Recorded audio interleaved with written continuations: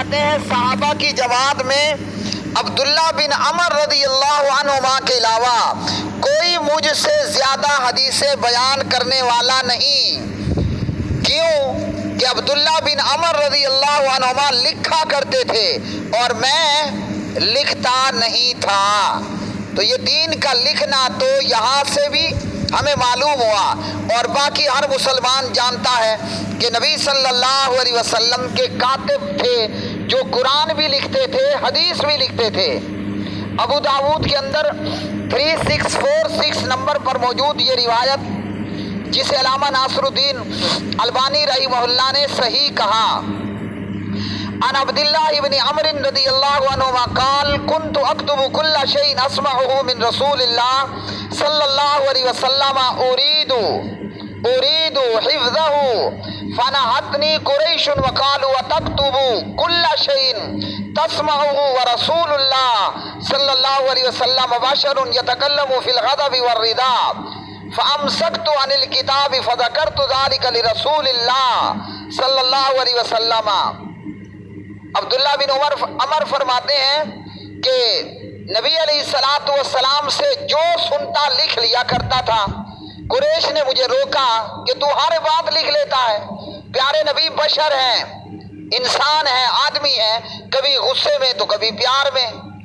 تو عبداللہ بن عمر فرماتے ہیں میں لکھنے سے رک گیا، اور جب پیارے نبی سے اس بات کا ذکر کیا، آپ صلی اللہ علیہ وسلم نے اپنے منہ مبارک کی طرف اشارہ کیا، فقال اکتب فوالذی نفسی بیدہ ما یخرج منہ الا حق۔ اے عبداللہ بن عمر لکھ، اس ذات کی قسم جس کے ہاتھ میں میری جان، میرے منہ سے سوائے حق کے کچھ نکلتا ہی نہیں ہے۔ ما یخرج منہ الا حق۔ قرآن پاک نے کیا کہا؟ وما ینطق عن الہوی ما ینطق عن الہوی ان هو الا وحی یوحی۔ اللہ کے پاک نبی جب بولتے ہیں وہی سے بولتے ہیں۔ تو یہ صحیح بخاری گواہ ہے، دیگر احادیث گواہ ہیں کہ صحابہ کرام لکھتے تھے اور اللہ کے پاک نبی لکھنے کا حکم دیتے تھے۔ تو یہ 80 سال بعد کون آیا جس نے جو ہے وہ لکھوایا، لکھا؟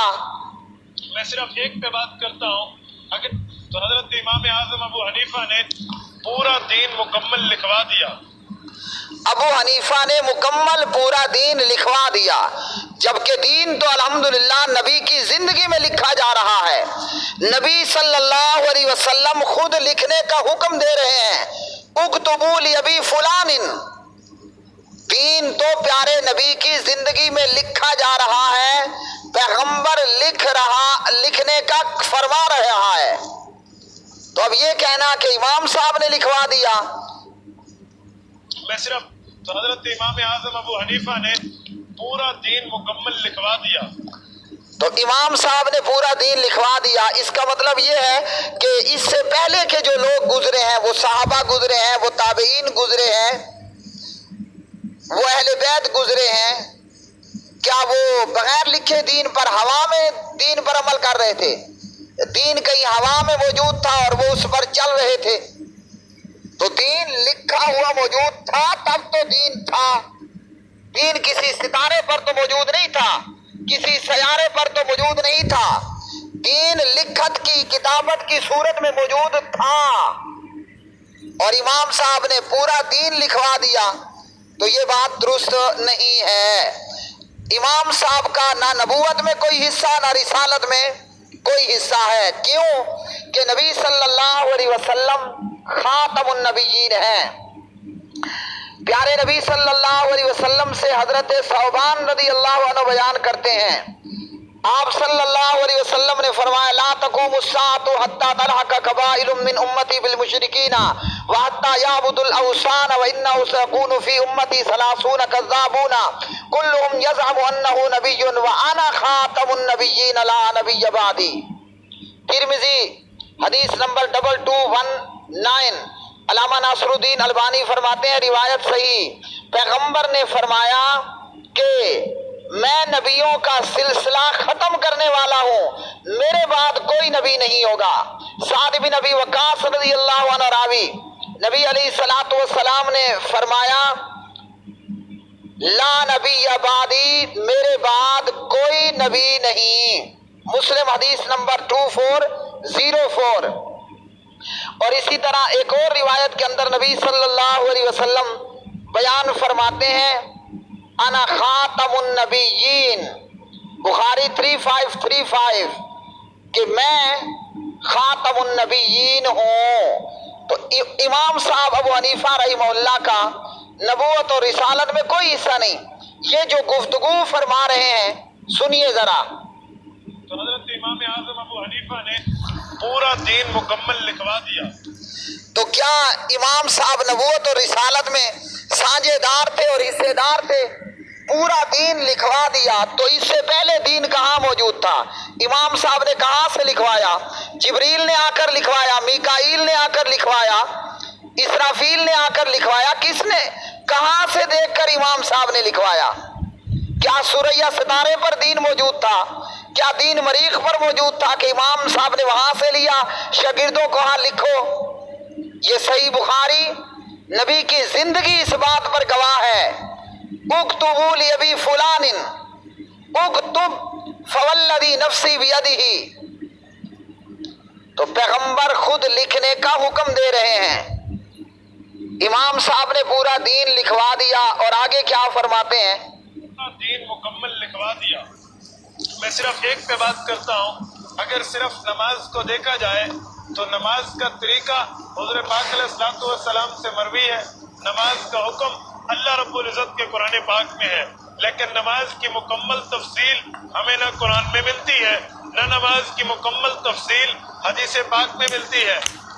نماز کی مکمل تفصیل اس کو نہ قرآن سے ملی، نماز کی مکمل تفصیل نہ اس کو حدیث سے ملی۔ تو میرے پیارے بھائیوں، میں اپنے سننے والے سامعین کو لے کر چلے جا رہا ہوں نبی صلی اللہ علیہ وسلم کی حیات طیبہ میں، آپ صلی اللہ علیہ وسلم کی زندگی میں۔ انشاءاللہ یہاں میں الف سے لے کر یا تک، اے سے لے کر اینڈ تک سب کچھ ملنے والا ہے۔ اور اس کے لیے ہم یہ پہنچ گئے ہیں صحیح بخاری میں۔ اسی طرح آپ اس سے پہلے موطا امام مالک میں بھی جا سکتے ہیں۔ صحیح بخاری میں آئیے، یہ میرے سامنے موجود ہے کتاب الوضو۔ اسی طرح یہ میرے سامنے موجود ہے کتاب الغسل۔ آپ نے نہانا ہے، غسل کرنا ہے، طہارت حاصل کرنی ہے۔ اچھا اگر پانی نہیں ہے اور آپ نے نماز پڑھنی ہے تو یہ کتاب التیمم موجود ہے۔ اس کے بعد آ جائیے، آپ کو یہاں جو ہے وہ کتاب الصلاۃ مل جائے گی، اور یہاں آپ کو باب ملے گا کیف فرضت الصلاۃ، اور اسی طرح آپ کو یہ ملے گا وجوب الصلاۃ فی الثیاب، یعنی نماز کے تعلقات، نماز سے متعلقہ تمام چیزیں آپ کو مل جائیں گی۔ اسی طرح نماز کا پڑھنے کا وقت کیا ہے، کتاب مواقیت الصلاۃ، یہاں آپ کو نماز کے وقت کے متعلق ملے گا۔ کتاب الاذان میں اذان کے متعلق ملے گا۔ کتاب الجمعہ میں جمعہ کے متعلق، کتاب الجنائز میں جنازے کی نماز کے تعلق سے۔ صحیح بخاری کے بعد ہم نبی صلی اللہ علیہ وسلم کی زندگی میں چلتے ہیں صحیح مسلم کے اندر۔ یہاں آئیے، آپ کو کتاب الطہارہ مل جائے گی، پہلے پاکی کیجئے، پھر اس کے بعد آپ کو کتاب الصلاۃ مل جائے گی، اور اس کے اندر آذان کا باب مل جائے گا، اس کے اندر آپ کو صفت الاذان مل جائے گی۔ اور اسی طرح اس کے بعد آپ آ جائیے کتاب المساجد و مواضع الصلاۃ، مسجد اور نماز کی جگہ کے متعلق، کتاب صلاۃ المسافرین و قصریہ، مسافر نے نماز کیسے پڑھنی ہے، کتاب صلاۃ العیدین، عیدین کی نماز کیسے پڑھنی ہے، کتاب صلاۃ الاستسقاء، بارش کے لیے نماز ہے، کسوف اور خسوف کے لیے نماز ہے۔ تو یہ سارا کچھ تو موجود ہے۔ کہاں لکھا امام صاحب نے؟ اس کے بعد نبی صلی اللہ علیہ وسلم کی زندگی میں آنے کے لیے ابو داود میں آئے، کتاب الطہارہ ہے، کتاب الصلاۃ ہے۔ تو پیارے نبی صلی اللہ علیہ وسلم کی مکمل تفصیلی نماز الحمدللہ یہ یہاں موجود ہے۔ اور جن کی آنکھوں پر لگی ہو کالی تقلید کی اینک، پھر ان کو کچھ نظر آنے والا نہیں ہوتا۔ اس وجہ سے یہ اس قسم کی باتیں اور اس قسم کی گفتگو کی جاتی ہے۔ اور یہ ساری نماز نبی صلی اللہ علیہ وسلم سے بسند صحیح بیان کی گئی۔ فقہ حنفی کی سر نام سے سند نہیں ہے، اور یہاں الحمدللہ نبی کی پوری سیرت، نبی کی حیات طیبہ، آپ حدیث پڑھیے، آپ کو سلسلہ سند کے ساتھ نبی صلی اللہ علیہ وسلم کی زندگی ملے گی۔ آپ کی حیات طیبہ، وہ نماز ہو، روزہ ہو، حج ہو، زکوٰۃ ہو، جہاد ہو، جینا ہو، مرنا ہو، خوشی ہو، غم ہو، دن ہو، رات ہو، گھر ہو یا باہر ہو، غصہ ہو یا پیار ہو۔ ایک میں پڑھے دیتا ہوں۔ حدثنا محمد بن مقاتل قال اخبرنا عبد الله قال اخبرنا يونس عن الزهري قال اخبرني سالم بن عبد الله عن عبد الله بن عمر رضي الله عنهما قال رايت رسول الله صلى الله عليه وسلم اذا قام في الصلاه رفع يديه حتى يكون حذو منكبيه وكان يفعل ذلك حين يكبر للركوع ويفعل ذلك اذا رفع راسه من الركوع ويقول سمع الله لمن حمده ولا يفعل ذلك في السجود۔ نبی کی نماز کا ایک ایک ایٹم یہاں حدیث کے اندر موجود ہے، اور اس پوری سند کے اندر مجھے نعمان ابو حنیفہ نظر نہیں آیا۔ تو یہ تمام باتیں غلو پر مبنی ہیں۔ اللہ وحدہ لا شریک نے منع فرمایا کہ دین کے اندر غلو مت کرو، اور جو ہم سے پہلے امتیں تھیں وہ اسی غلو کی وجہ سے ہلاک اور برباد ہو گئیں۔ تو یہ دین کے اندر غلو کرنا ہے جو یہ فرما رہے ہیں۔ تو حضرت امام اعظم ابو حنیفہ نے پورا دین مکمل کرا دیا۔ میں صرف ایک پہ بات کرتا ہوں، اگر صرف نماز کو دیکھا جائے تو نماز کا طریقہ حضور پاک علیہ السلام سے مروی ہے۔ نماز کا حکم عمر بن عبدالعزیز